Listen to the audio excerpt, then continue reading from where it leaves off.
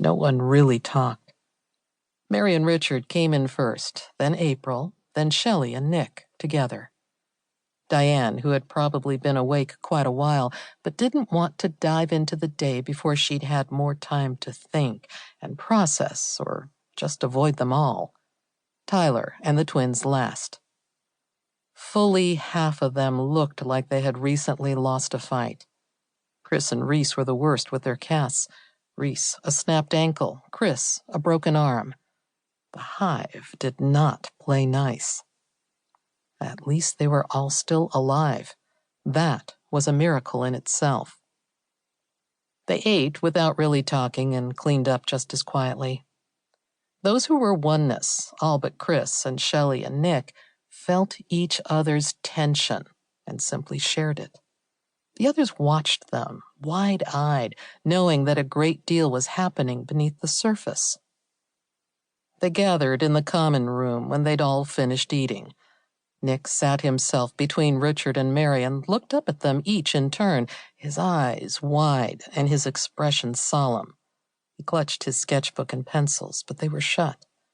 He'd been working on something, but not showing it to anyone. April sat beside his mother. Everyone waited. If anyone has more to say than we've already said, now's your time, Richard said. Go get them, Nick said. Be careful, Shelley put in. Richard smiled. Thank you, both. You can pray for us while we're gone. Shelley looked skeptical. We ain't like you. But you can be, Richard said. The door is open. You only need to step through it. She didn't respond. Richard looked over his people, his cell, his family, and felt a swelling of pride on the edge of concern. They had already been through so much. But there was no turning back now. Not now that they understood what was happening.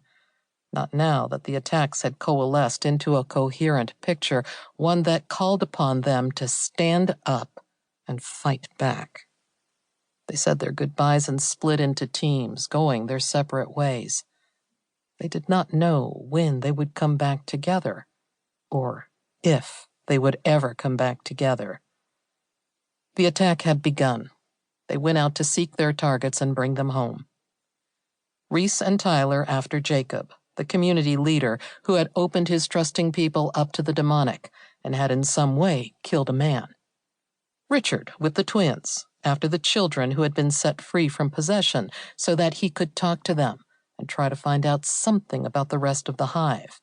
How many more there were, how many might be Oneness, and how many they needed to name, recognize, and rescue.